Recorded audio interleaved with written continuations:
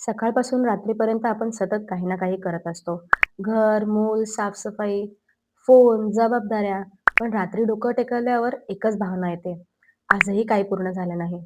पण खरंच काहीच केलं नाही का आपण?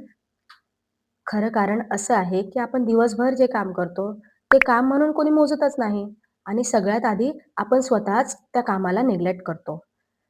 आपण एकाच वेळेस सगळं करण्याचा प्रयत्न करतो. प्राधान्य न ठेवल्यामुळे एक काम संपायच्या आधीच दुसरं काम सुरू होतं. म्हणून मनाला ते पूर्ण झाल्याची भावनाच येत नाही. आणि दुसरं म्हणजे आपण स्वतःकडून खूप जास्त अपेक्षा ठेवतो.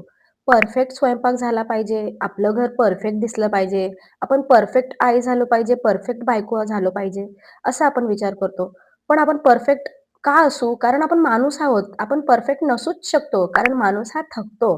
आणि सर्वात महत्त्वाचं म्हणजे आपण थांबतच नाही. एक काम झालं की पुढचं काम, पुढचं झालं की त्याच्या पुढचं काम आणि ही कंटिन्यूटी चालू राहते. पण आपण या सगळ्यामध्ये स्वतःला अप्रिशिएट करण्याचा अ, विसरच आपल्याला पडून जातो. आपण स्वतःला अप्रिशिएट कधीच करत नाही. म्हणून काम अपूर्ण वाटतं. मन थकलेलं असतं आणि समाधान ते मात्र शून्य. पण एक लक्षात ठेवा, काम अपूर्ण वाटणं म्हणजे तुम्ही कमी आहात असं नाही. फक्त थकलेल्या मनाचं लक्षण आहे.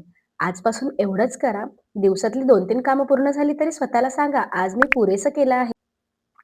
कारण तुम्ही थांबलात नाही, म्हणूनच हे घर, कुटुंब आणि सगळी जबाबदारी चालू आहे. नवरा ऑफिसला जात आहे, मुलं स्कूलला जात आहे आणि घरातले जे मोठी व्यक्ती आहेत, ते त्यांची काळजी घेऊ शकत आहेत.